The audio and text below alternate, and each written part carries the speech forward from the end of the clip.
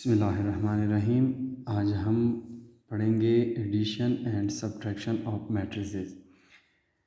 Matrices का addition और subtraction कैसे करते हैं, और सबसे पहले इसमें चेक क्या होता है कि एडिशन पॉसिबल भी है या नहीं है, सब्ट्रैक्शन।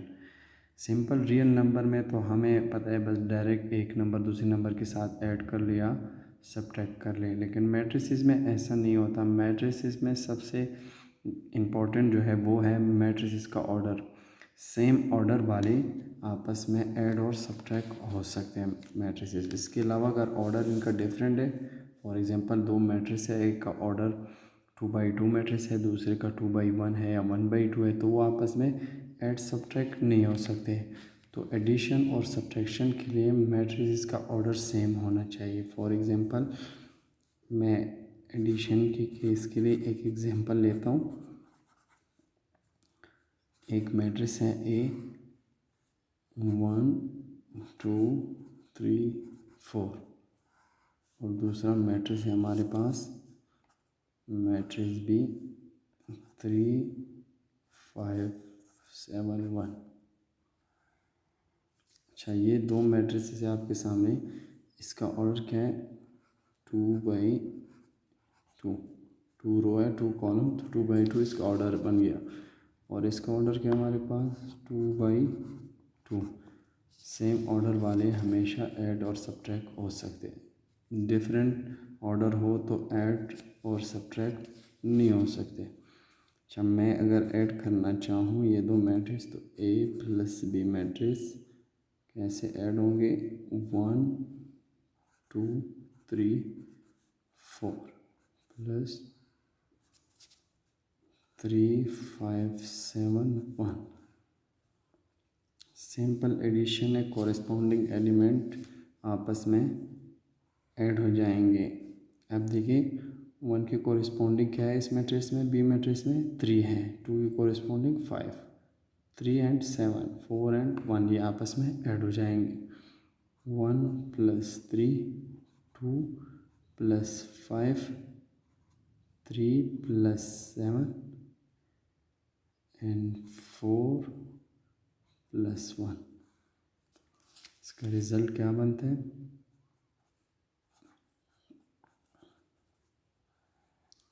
1 + 3 4, 2 + 5 7, 7 + 3 3 + 7 10, 4 + 1 5। अगर ये ऑर्डर डिफरेंट होता, फॉर एग्जांपल ए मैट्रिक्स ही बी मैट्रिक्स में कुछ और लिखता हूँ, ये फॉर एग्जांपल 1 3 5 2 6 1, ये कुछ ऐसे मैट्रिक्स है। इसका ऑर्डर क्या है? 2 रो है 3 कॉलम, तो 2/3। अब ये आपस में ऐड नहीं हो सकते, इम्पॉसिबल है इसकी एडिशन। तो इम्पोर्टेंट बात यही है कि मैट्रिसेस का, जिस मैट्रिक्स का हमें ऐड करना हो वो ऑर्डर उनका आपस में सेम होना चाहिए। 1 2 3 4 + 1 3 5 2 6 1।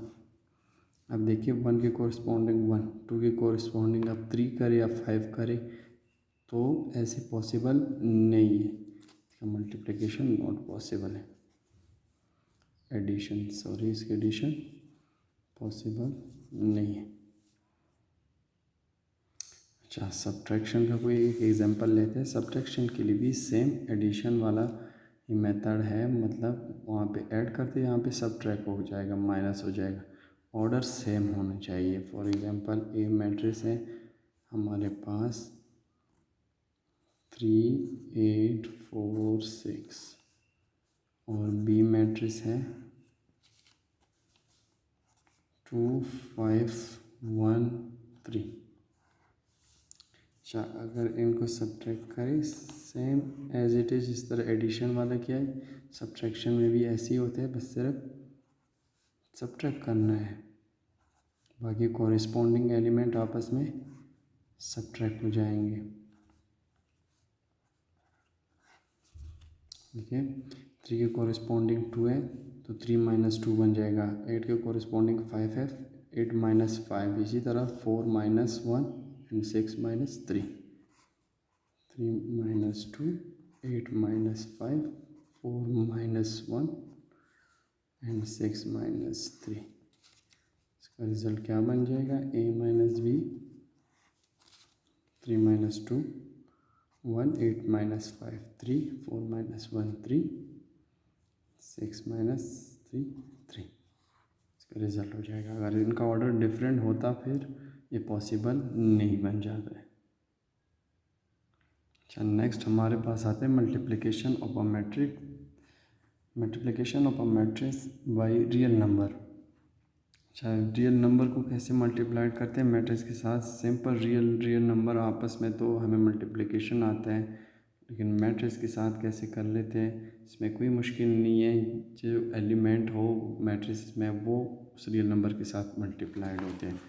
फॉर एग्जांपल मैं एक मैट्रिक्स लेता हूँ A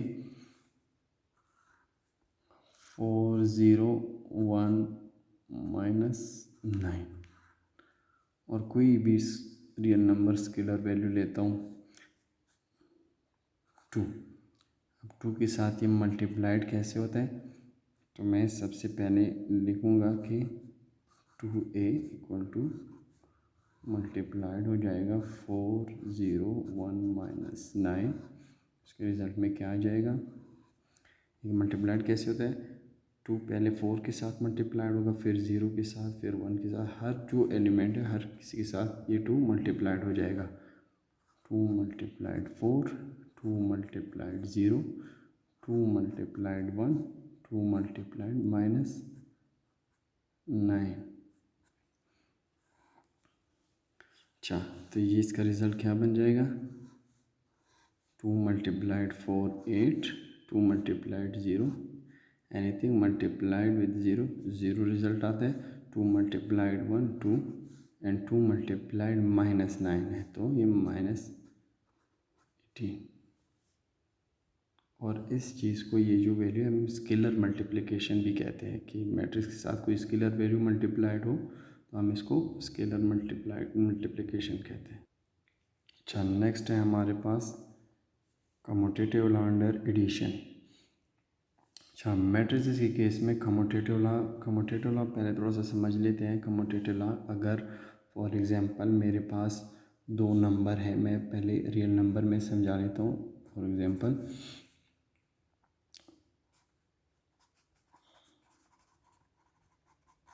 फॉर एग्जांपल एक नंबर है 3 और एक नंबर है 5. अब इसमें कम्यूटेटिव लॉ में अप्लाई करता हूँ अंडर एडिशन सब्ट्रैक्शन. नंबर में तो मल्टीप्लिकेशन सारा कुछ पॉसिबल है, लेकिन मैट्रिसेस में हम 1 बाय 1 वो डिस्कस करेंगे. तो इधर एडिशन की बात करूँगा क्योंकि हम अभी एडिशन पढ़ रहे हैं. तो 3 + 5 से जो आएगा फॉर एग्जांपल 8, वो 5 + 3 से भी आएगा. ये कम्यूटेटिव लॉ के डेफिनेशन में आते हैं. अब मैट्रिसेस के लिए कैसा होगा कि फॉर एग्जांपल हमारे पास 2 मैट्रिसेस है A और B. तो A + B से जो रिज़ल्ट होगा वो B + A से भी होना चाहिए. तो डिफाइंड कैसे होगा फिर? Commutative law under addition matrices के केस में A + B equal to B + A. ये हो जाएगा हमारे पास मैट्रिसेस का. सही. अब मैं एक एग्जांपल लेता हूँ और मैट्रिसेस केस में कम्यूटेटिव लॉ अंडर एडिशन ये होल्ड करती है. तो फॉर एग्जांपल मेरे पास ए मैट्रिक्स है 2 5 4 7 और बी मैट्रिक्स है 1 3 5 4. ठीक. अब कम्यूटेटिव लॉ की डेफिनेशन क्या थी कि अगर A + B से रिज़ल्ट आता है तो वो B + A से भी होना चाहिए. तो मैं सबसे पहले लेफ़्ट हैंड साइड का चेक करता हूँ. मेरे पास है A + B. A मैट्रिक्स क्या है मेरे पास? A मैट्रिक्स है 2 5 4 7 और B मैट्रिक्स क्या है 1 3 5 4. सी. कोरिस्पोंडिंग एलिमेंट आपस में ऐड होंगे, ये मैंने पहले ही बताया था। तो 2 + 1 हो जाएगा 3, 5 + 3 हो जाएगा 8, 4 + 5 हो जाएगा 9, 7 + 4 हो जाएगा 11। ठीक, ये हमारे पास लेफ्ट हैंड साइड से है a + b। अब मैं राइट हैंड साइड का चेक कर लेता हूँ। राइट हैंड साइड से हमारे पास क्या है, ये देखें b + a होना चाहिए, इसका रिज़ल्ट इसके बराबर आना चाहिए।